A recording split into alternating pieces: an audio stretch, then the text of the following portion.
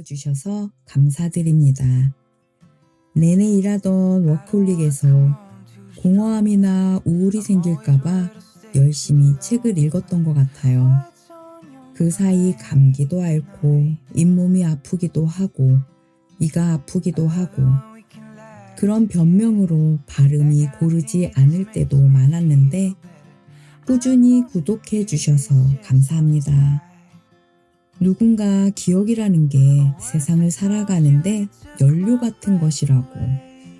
그래서 좋은 기억은 좋은 연료와 같고 나쁜 기억은 나쁜 연료와 같다고 하더라고요. 저도 좋은 부모님 덕분에 좋은 연료로 살아가고 있답니다. 어릴 때 엄마의 지나친 건강 염려나 그로 인한 음식의 싱거움이 불만이었는데 요즘 저는 더하면 더했지 덜하진 않은 것 같아요. 그런 엄마에게 딱 한 명 언니가 있었답니다. 저에게도 너무 따뜻한 이모였고요. 그런데 안타깝게도 골다공증으로 별이 되셨답니다. 저는 골다공증이 그렇게 무서운 것인지 그때 알았습니다. 저도 완경이 되고 요즘 치아와 골다공증에 가장 관심이 많답니다. 칼슘 박사 숀리가 쓴 이것만 따라하면 골다공증 끝. 도서출판 청년정신에서 펴냈습니다. 그럼 골다공증 예방을 알아볼까요? 연령에 맞는 뼈 건강 관리 요령. 내 맘대로 움직일 수 없다면 살아있어도 더 이상은 사는 게 아니다. 남녀를 불문하고 모든 인간은 태아로부터 출생기, 유년기, 청소년기, 장년기, 노년기의 시기를 순차적으로 경험하게 된다. 그런데 우리 대부분은 무엇인가 큰 질병에 노출되기 전에는 자신이 늘 건강한 상태라고 믿는 경향이 있다. 하지만 각 시기마다 가진 정신적, 육체적 특징이 있기 때문에 그 시기에 맞는 뼈 건강관리 요령을 지키는 것이 뼈의 노화를 최소화시켜 건강한 뼈를 오래도록 유지할 수 있도록 해야 한다. 출생기의 뼈 관리.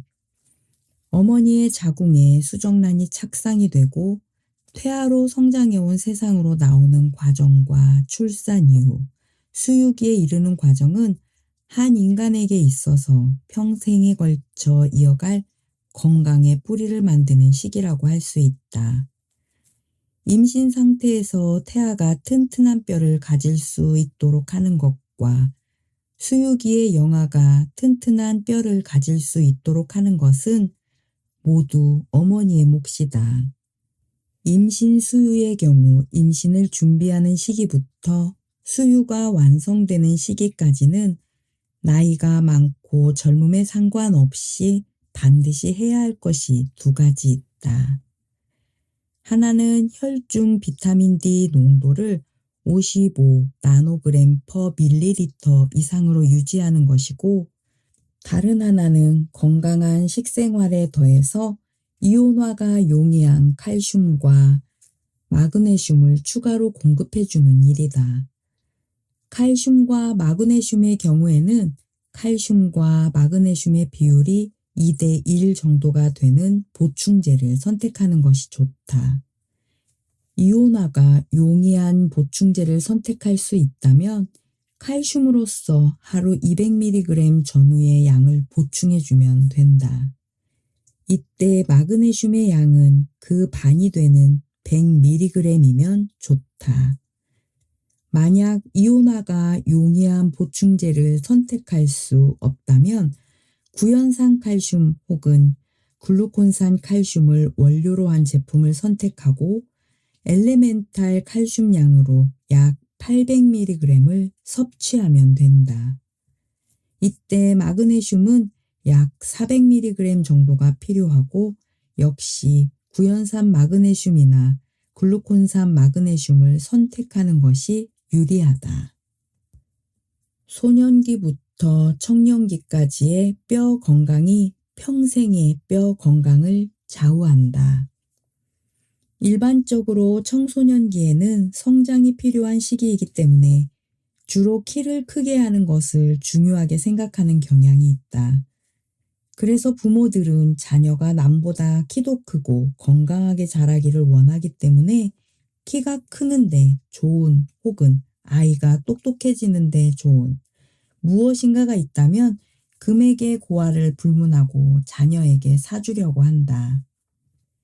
하지만 냉정하게 말한다면 사람마다 성장인자의 양이나 발현 시기가 다르기 때문에 크기를 크게 하는 특정한 물질이나 상품이 있다고 하기는 어렵다. 사실 아이들은 언제든지 클 수 있는 가능성이 있기 때문에 아이들의 성장이 꼭 그 무엇 때문이었다고 할 수 없다는 것이다. 하지만 중요한 것은 청소년기 아이들의 골밀도가 폐경기 여성의 골밀도와 비슷하다는 사실이다. 아이들이 흔하게 골절사고를 겪는 것이 바로 그러한 이유 때문이다.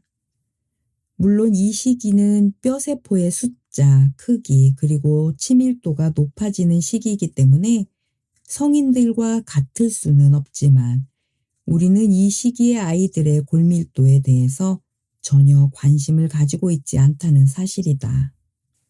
10세에서 18세 청소년기 아이들의 칼슘 필요량은 일반적으로 하루 1300mg의 칼슘 섭취가 권장된다. 이때에도 가능하면 이온화가 용이하고 칼슘과 마그네슘의 비율이 2대1 정도인 제품을 선택하는 것이 필요하다. 만약 이온화가 용이한 제품을 선택한다면 칼슘으로서 하루 200mg, 마그네슘은 그 반이 되는 100mg 정도면 충분하다. 하지만 여기에 한 가지 중요한 사실이 빠져 있다. 아이들에게도 비타민 D 혈중 농도는 매우 중요하다는 것이다. 이 나이대의 적절한 비타민 D 혈중 농도는 일반적으로 20나노그램/ml 정도라고 말하지만 이 시기의 아이들도 성인과 동일한 수준인 55나노그램/ml 이상으로 관리하는 것이 필요하다. 그리고 이것과 함께 절대로 관과해서 안 될 것은 아이들이 마음껏 뛰놀 수 있는 시간을 보장해 주어야 건강한 정신과 튼튼한 뼈를 가진 성인으로 성장할 수 있다는 것이다. 35세 이후의 성인과 노년의 뼈 건강. 사실 연령대별로 뼈 관리 요령을 제대로 구분하는 것은 쉽지 않다. 성별과 연령, 각자의 건강 상태에 따라서 모두 달라지기 때문이다. 그리고 여성의 경우는 특별히 배경을 전후로 해서 특별히 다른 관리 요령을 제시하는 경우가 많다. 하지만 알려진 것과는 다르게 여성 호르몬의 존재 자체가 골밀도를 회복시키는데 직접적인 영향을 주지 못한다는 것이 필자의 판단이다. 따라서 연령과 성별에 상관없이 건강한 뼈를 유지하는 가장 중요한 인자 4가지는 다음과 같다. 골밀도 측정 결과. 이것을 기준으로 추가로 필요한 칼슘의 보충량을 결정한다. 혈중 비타민 D 농도. 검사 결과에 따라 본인의 혈중 농도를 55에서 70 나노그램/ml로 유지한다. 키에 맞는 적정 체중 관리. 적정 체중의 유지는 골밀도 회복에 매우 중요한 역할을 한다. 인대를 포함한 뼈 근육 강화. 뼈를 잡고 있는 인대와 근육을 강화하는 것도 골밀도 회복에 필수적이다. 이때 칼슘과 마그네슘의 보충량은 골밀도가 -3.0보다 좋은 경우에는 이온화가 용이한 칼슘으로 하루 200mg, 마그네슘 100mg 정도가 좋고 마이너스 3.0보다 나쁜 경우에는 이온화가 용이한 칼슘으로 하루 400mg, 마그네슘으로 200mg 전후를 섭취하는 것이 좋다. 성장기 아이들의 골밀도가 노인과 같다? 인간의 뼈는 20대가 아니라 30대에 가장 튼튼하다. 사람들은 평생에서 가장 건강한 시기가 20대라고 생각한다. 많은 부분에서 일리가 있는 말이지만 뼈에 관해서 말할 때는 전혀 사실이 아니다.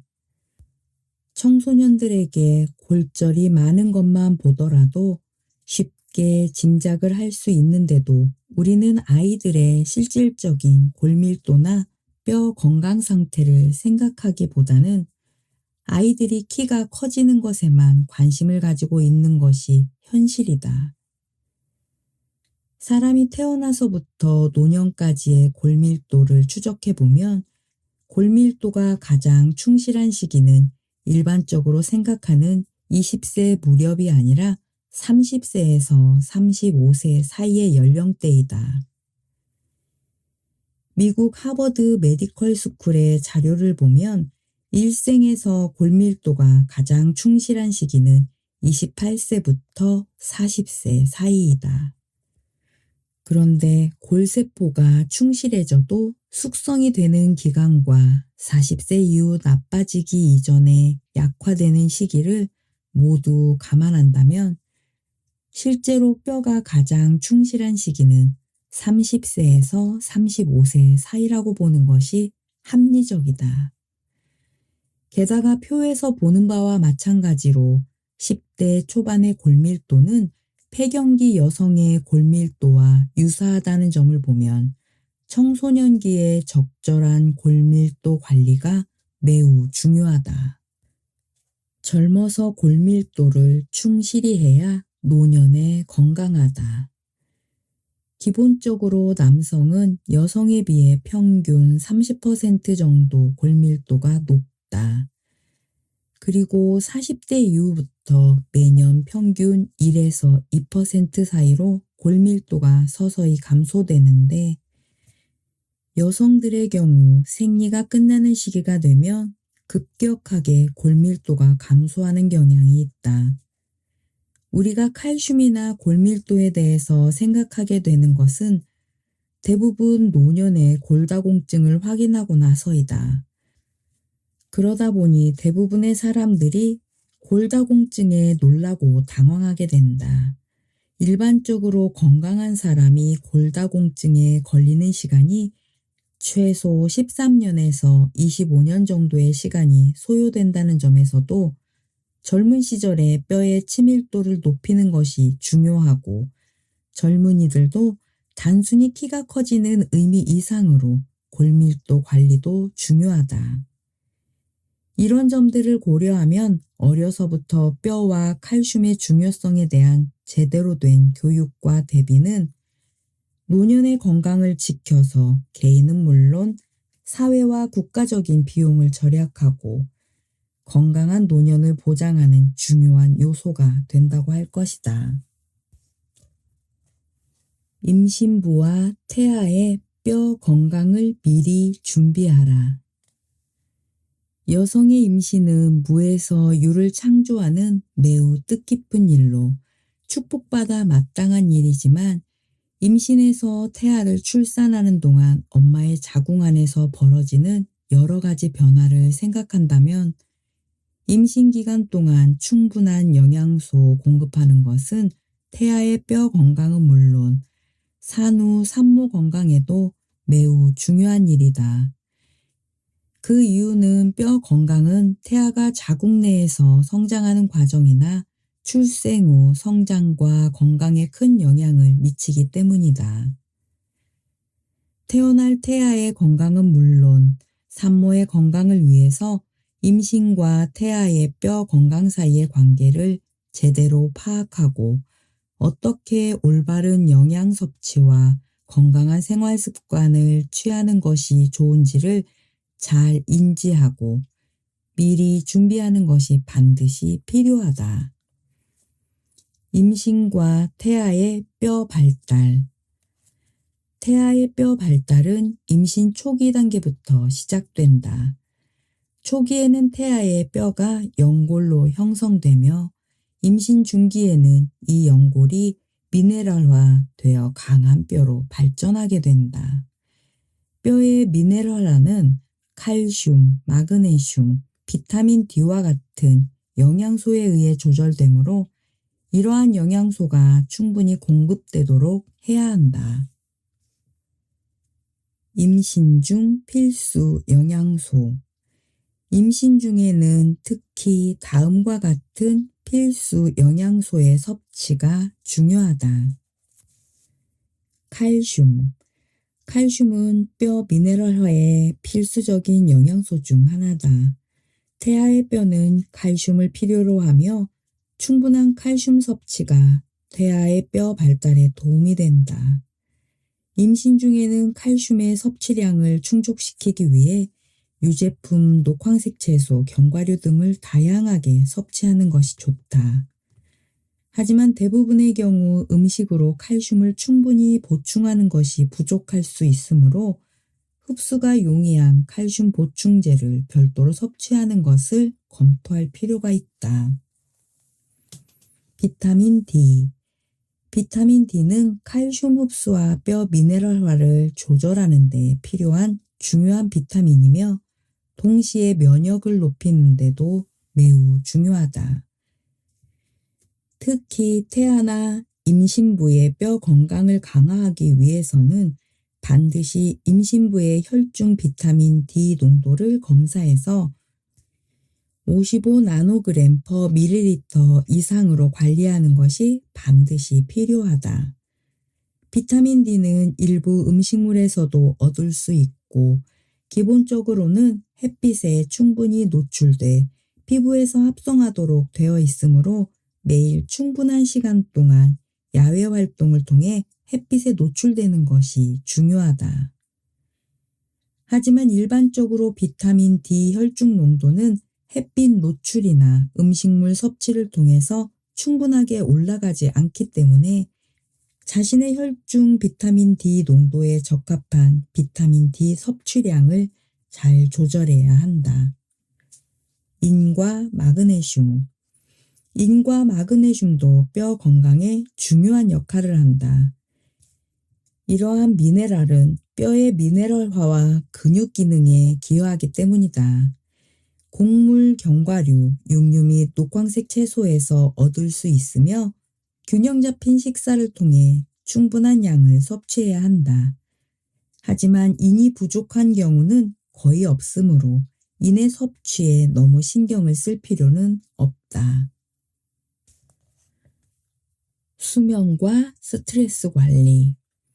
임신 중에는 충분한 수면과 스트레스 관리도 뼈 건강에 영향을 미친다. 스트레스는 호르몬의 분비를 조절하고 영양소의 흡수를 감소시키는데 영향을 미칠 수 있으므로 스트레스를 효과적으로 관리하는 것이 중요하다. 결론적으로 임신 중에는 충분한 양의 칼슘, 비타민 D, 마그네슘과 같은 영양소를 섭취하고 건강한 생활 습관을 유지하여 태아의 뼈 건강을 지원해야 한다. 뼈 건강은 태아의 출생 후 성장과 개발에도 영향을 미치는 것은 물론 산후 여성의 건강에도 치명적인 영향을 주기 때문에 올바른 영양 섭취와 생활 습관을 유지하는 것은 엄마와 아기 모두에게 긍정적인 영향을 미칠 것이다. 수유기 여성의 뼈 관리. 출생한 아기에게 수유를 한다는 것은 어떤 면에서 보면 임신 때보다 훨씬 많은 영양소를 아기에게 양보해야 하는 일이다. 이러한 영양소의 양보는 여성들의 출산 후의 건강을 악화시키는 매우 중요한 원인이 된다. 따라서 수유기의 여성도 임신기의 여성만큼이나 뼈 건강에 유의하고 칼슘, 마그네슘, 비타민 D와 같은 필수 영양소를 충분히 공급하도록 한다. 남자는 골다공증에 걸리지 않을까? 답은 남성도 골다공증에 걸린다이다. 동일 연령의 남성이 여성보다 골다공증에 걸리는 확률이 낮은 이유는 여러 과학적 요인과 연관이 있다. 성호르몬의 영향. 남성은 여성보다 테스토스테론과 에스트로겐 수준이 높다. 테스토스테론은 뼈 건강을 유지하고 강화하는 데 도움이 되며 에스트로겐은 뼈 손실을 감소시키는 역할을 한다. 따라서 성호르몬의 차이로 인해 남성은 일반적으로 골다공증 발병 위험이 낮다. 뼈 밀도의 차이. 남성은 성장기 때 더 높은 뼈 밀도를 형성하는 경향이 있어 일반적으로 여성보다 약 30%까지 골밀도가 높은 것으로 알려져 있고, 노화에 따른 골밀도의 감소도 35세 이후의 남성은 1년에 평균 약 1% 정도의 골 감소가 진행되는 데 비해 여성은 시기에 따라서 약 1에서 2% 정도까지 골 감소가 진행될 수 있어서 여성에 비해 대개 10년 이상 골다공증에 걸리는 시기가 늦춰진다. 비만율 차이. 여성은 남성보다 비만인 경우가 더 많다.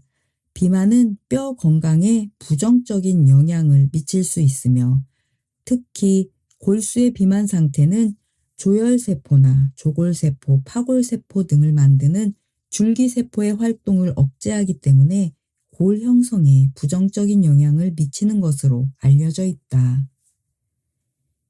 운동 습관. 남성은 종종 여성보다 더 활발한 신체 활동을 수행하는 경향이 있다. 정기적인 운동은 뼈 건강을 개선하고 골다공증 발병 위험을 낮추는데 도움을 줄 수 있다. 영양 섭취. 남성은 일반적으로 여성보다 음식의 섭취량이 많기 때문에 더 많은 칼슘과 비타민 D를 섭취하는 경향이 있다. 이러한 영양소는 뼈 건강에 중요하며 충분한 양을 섭취하는 것이 골다공증 예방에 도움을 줄 수 있다. 생활 습관. 흡연 및 과도한 알코올 소비는 골다공증 발병 위험을 높일 수 있다. 남성 중에서도 이러한 유해한 습관을 가지지 않은 사람은 골다공증 발병 위험을 더 낮출 수 있다. 요약하면 남성이 여성보다 골다공증에 걸리는 확률이 낮은 이유는 성호르몬 수준, 뼈 밀도, 운동 습관, 영양 섭취 및 생활 습관의 차이 등 여러 과학적 요인과 관련이 있다. 하지만 이러한 요인은 개인별로 다를 수 있으며 골다공증 예방을 위해 모든 성별과 연령의 개인이 어떠한 라이프 스타일을 선택하고 실천하는가에 따라서 골다공증이 발생하는 시기는 매우 다를 수 있다. 멸치가 칼슘 흡수에 도움이 되지 않는 이유. 일반적으로 식품에 들어있는 칼슘의 흡수율은 유제품의 경우 약 50%, 해조류의 경우 약 30%, 야채류 18% 정도 알려져 있어서 생각보다 흡수율이 좋지 않다는 것을 알 수 있다. 이런 흡수율의 계산조차 우리 인체에서의 칼슘 대사와 세포 레벨에서의 활용 원리를 생각해 보면 실제 수치와는 많이 다를 것이라는 것을 쉽게 짐작할 수 있다. 중요한 것은 이온화율과 비타민 D 혈중 농도이다. 우리가 음식물을 섭취하게 되면 그 음식물의 종류에 따라 정도의 차이는 있지만 대부분의 음식 속에는 얼마간의 칼슘이 들어있다. 하지만 그 음식 속에 들어있는 칼슘이 흡수되어 세포 레벨에서 사용되기 위해서는 이온화라는 것이 매우 중요하다. 다시 말해서 칼슘이 들어있는 음식을 아무리 많이 먹는다고 하더라도 소화 기능이 약해서 칼슘을 이온화시킬 수 있는 능력이 부족하다면 그것이 세포 레벨에서 제대로 사용될 수가 없다. 문제는 또 있다. 만약 혈액 내의 비타민 D 농도가 낮다면 아무리 칼슘이 많이 들어있는 식품을 잘 소화시킨다 하더라도 혈액으로 전달할 수 없게 된다. 지나친 단백질의 섭취와 인이 많은 식품은 칼슘의 흡수를 방해한다. 칼슘이 풍부한 음식을 섭취하는 것도 중요하지만 다른 영양소와의 균형도 매우 중요하다. 단백질 중에서 황성분을 함유하고 있는 아미노산들은 칼슘의 흡수를 방해하고 염기성은 칼슘의 흡수를 돕는 것으로 알려져 있다. 이런 이유 때문에 우리가 매일 먹는 육류, 생선, 견과류, 대두와 대두 제품 및 유제품에는 이들 성분이 모두 들어있으므로 지나친 단백질의 섭취는 칼슘의 흡수에 도움이 되지 않는다는 주장이 많지만 하루에 자기 체중의 약 1.2% 정도의 단백질 음식을 고루 섭취하는 것은 뼈 건강에 매우 중요하다. 칼슘이 풍부한 우유가 골밀도를 높이는 데 도움이 되지 않는다는 사실에 많은 사람들이 의아해하고 때로 많은 연구들이 상반된 결론을 내고 언론들도 갈피를 잡지 못하는 것은 사실 칼슘을 비롯한 미네랄의 인체 내에서의 흡수 메커니즘이 일반 영양소와는 매우 다르다는 것을 제대로 이해하지 못하기 때문이다. 일반적으로 소화력이 왕성한 젊은 시절에는 어떤 음식을 섭취하더라도 문제없이 소화 흡수시킬 수 있어서 다양한 종류의 음식을 고르게 섭취만 하기만 해도 충분히 필요한 영양소를 섭취할 수 있다. 하지만 소화 기능이 떨어지게 되면 아무리 좋은 음식을 먹더라도 그것을 제대로 소화 흡수시킬 수 없게 된다. 따라서 노년에도 건강을 제대로 지키고 뼈를 튼튼하게 유지하려면 소화력을 회복시키는 노력이 중요하다. 특히 칼슘의 보충이 필요한 경우에는 소화기능 회복과 함께 이온화가 용이한 보충제를 선택하고 충분한 혈중 비타민 D 농도 55에서 70 나노그램 퍼 밀리리터를 유지하는 것이 필수적이다. 칼슘 보충은 음식으로 섭취하는 것이 좋다? 칼슘 흡수에 문제가 있는 사람에게 일반론을 아무리 이야기해도 소용없는 일이다. 칼슘의 보충은 음식으로 하는 것이 가장 안전하다고들 말한다. 실제로 그런 주장을 하는 연구들도 다수 발견할 수 있다. 하지만 칼슘, 마그네슘과 같은 대량 미네랄의 경우에는 흡수율이라는 것이 매우 중요한 요소로 작용한다.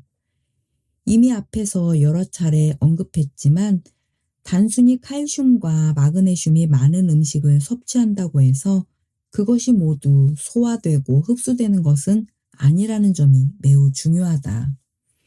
칼슘이나 마그네슘과 같은 미네랄이 세포에서 사용되려면 세포의 이온 채널을 통과해야 하기 때문에 이온화율이 중요해지는 것이다.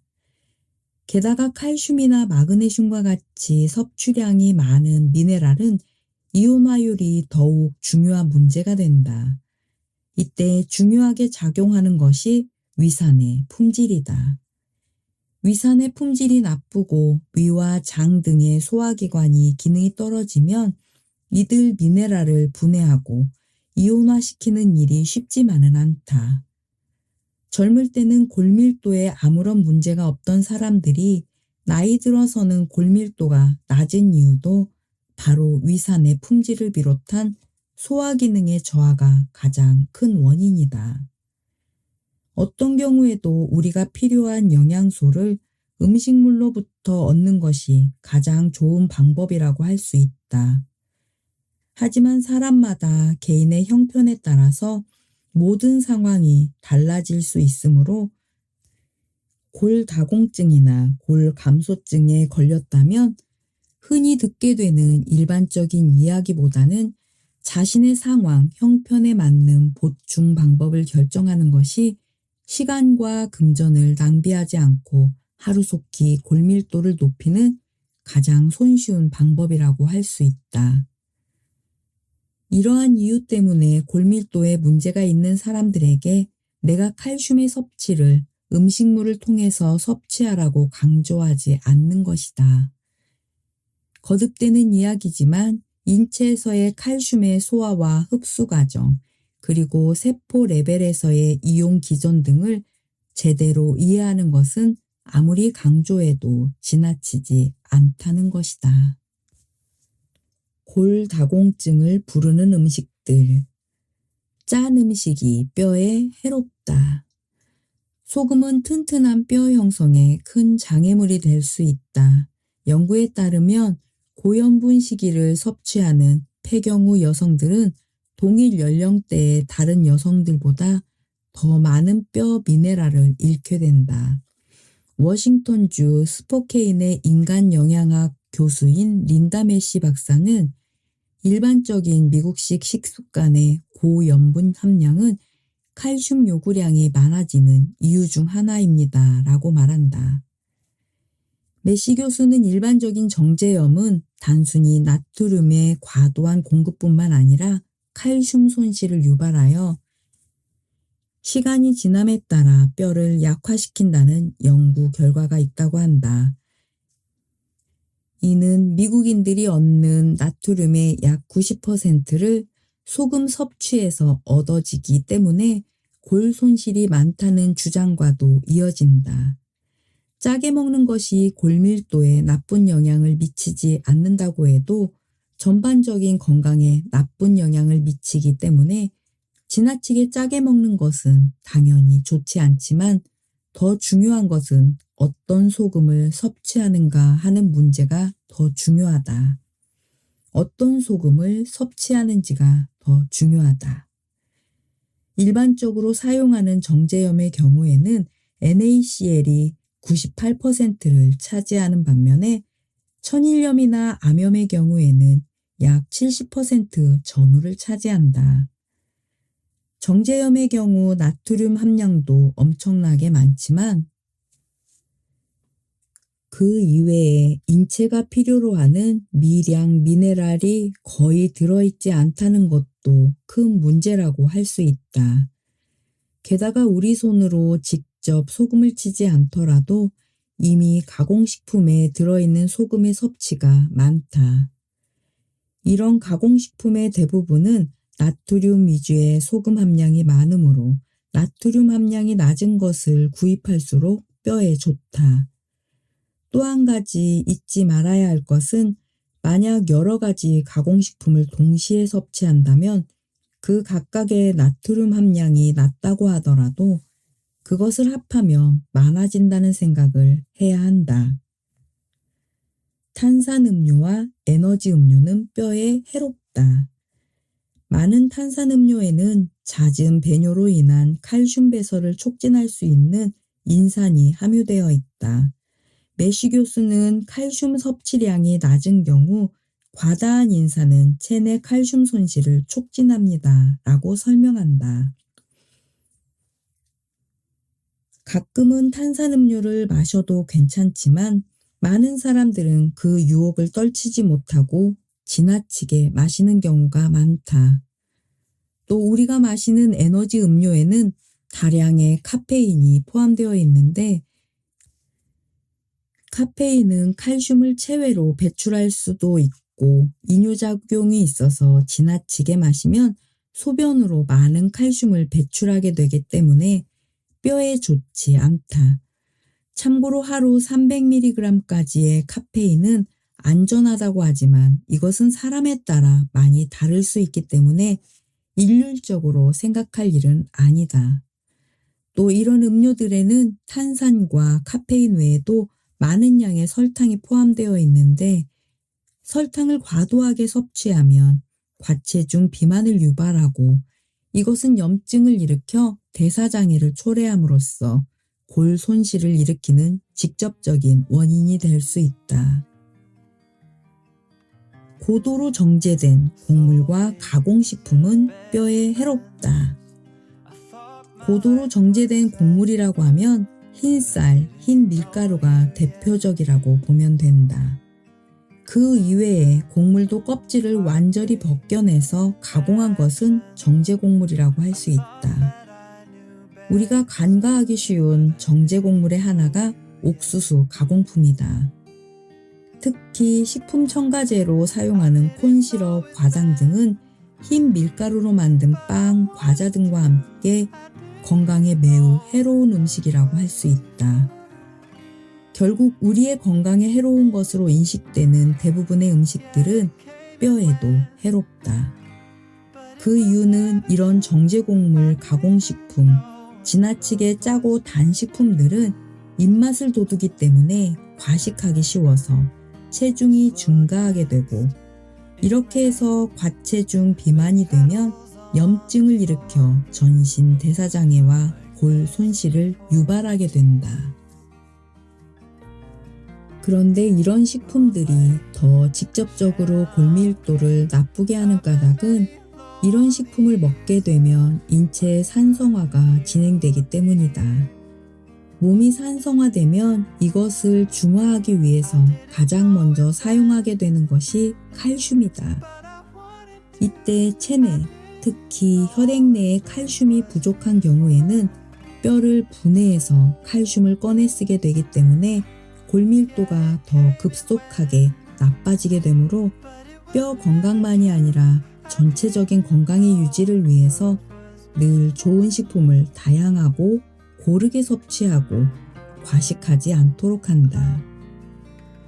그리고 일반적으로 대부분의 가공식품은 고도로 정제된 곡물과 인공 감미료를 비롯한 첨가물을 사용하여 제조된다. 이러한 가공식품들은 기본적으로 위에 언급한 대부분의 문제를 안고 있기 때문에 식생활에서 제대로 된 음식을 섭취할 수 있도록 노력하고 과식을 하지 않도록 노력해야 한다. 달님들, 만병의 근원이 화병인 거 아시죠? 골다공증에도 예외가 아니랍니다. 화가 나면 열이 오르고 열이 지속되면 염증을 일으키고 뼈가 약해지겠죠? 그리고 운동도 꼭 해야겠죠? 알고 있던 사실은 잘 실천하시고 새로이 알게 된 것은 실천해보는 뼈가 튼튼한 달님들 되시길 바라며 사랑합니다.